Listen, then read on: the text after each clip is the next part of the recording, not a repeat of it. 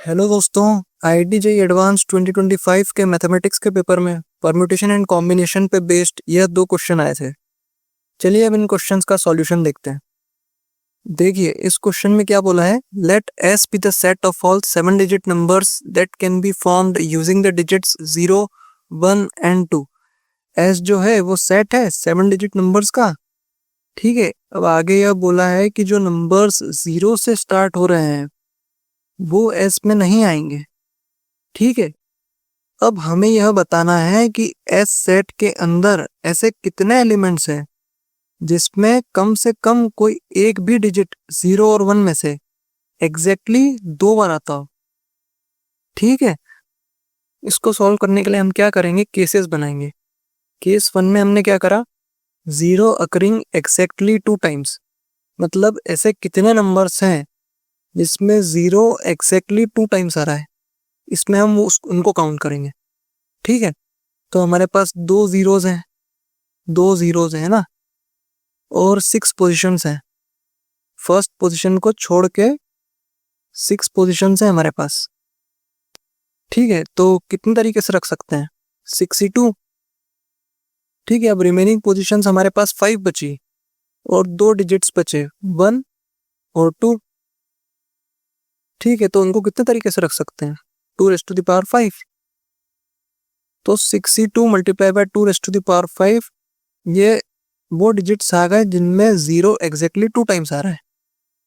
ठीक है, अब हमने केस 2 में क्या करा, वो डिजिट्स, वो नंबर, उन नंबर्स को काउंट करा जिसमें 1 एग्जैक्टली 2 टाइम्स आ रहा है। ठीक है, अब इसमें हमने फर्दर 2 सब केसेस में डिवाइड कर दिया इसको। ठीक है, मतलब जिसमें फर्स्ट पोजीशन पे 1 आ रहा है वो एक अलग केस बना दिया, और जिसमें फर्स्ट पोजीशन पे 1 नहीं आ रहा है उसका एक अलग केस बना दिया।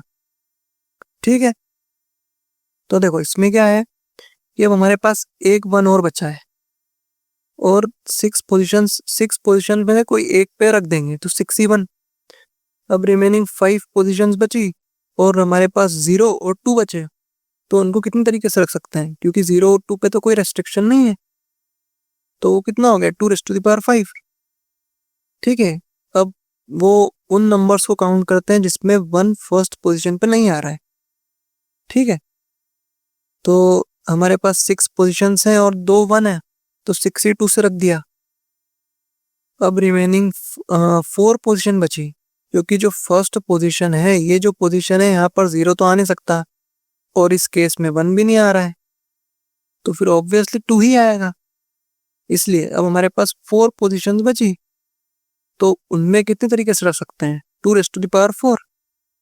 ठीक है, तो टोटल कितना हो गया, 62 × 2⁵4। अब देखो कि इसमें हम डायरेक्टली केस 1 प्लस केस 2 को ऐड करके यह आंसर नहीं आएगा। केस 1 प्लस केस 2 जो है वो डायरेक्टली आंसर नहीं आएगा, उससे वो गलत रहेगा। देखो समझो, इस केस में वो नंबर्स भी काउंट हो गए हैं जिसमें 1 एग्जैक्टली 2 टाइम्स आ रहा है, और इस केस में वो नंबर्स भी काउंट हो गए हैं जिसमें 0 एग्जैक्टली 2 टाइम्स आ रहा है। तो इसका मतलब ऐसे नंबर्स जिसमें 0 और 1 एग्जैक्टली 2 टाइम्स आ रहा है, वो नंबर्स 2 बार काउंट हो गए हैं।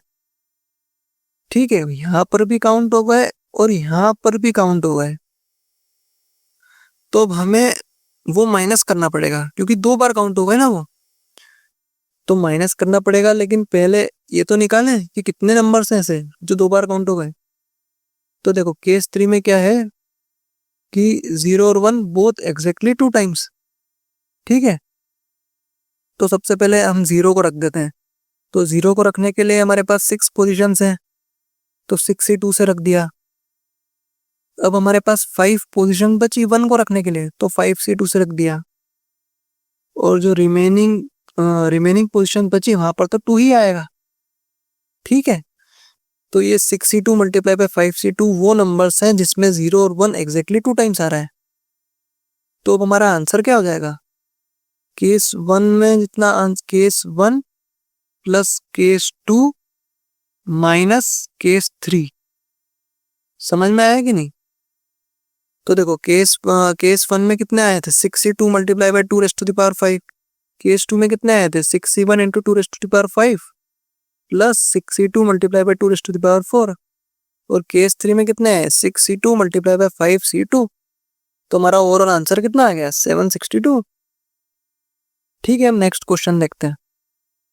देखो ये क्वेश्चन जो है ये सेट एंड रिलेशन चैप्टर का है, लेकिन इसमें क्या है पीएनसी का यूज होगा नंबर ऑफ एलिमेंट्स को काउंट करने के लिए, इसलिए मैंने इसको यहाँ पर लिया है।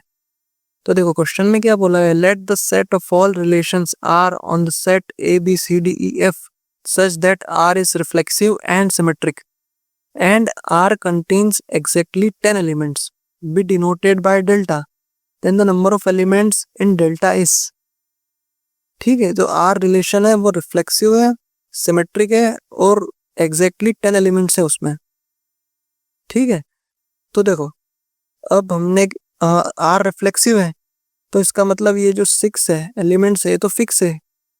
ए और ए आपस में रिलेटेड होना चाहिए, बी और बी होना चाहिए, सी और सी, क्योंकि रिफ्लेक्सिव है तो ये 6 एलिमेंट्स तो फिक्स है। अब रिमेनिंग बचे 4 एलिमेंट्स। ठीक है, तो अब हम क्या करेंगे, जो हमारे पास 6 अल्फाबेट्स हैं ये A B C D E F, इनके कितने तरीके से पेयर्स बन सकते हैं 6c2। ठीक है, पेयर्स मतलब a comma b, b comma c, c comma d, इस तरह से टोटल कितने पेयर्स पॉसिबल है 6c2। 6c2 मतलब कितना 15। ठीक है,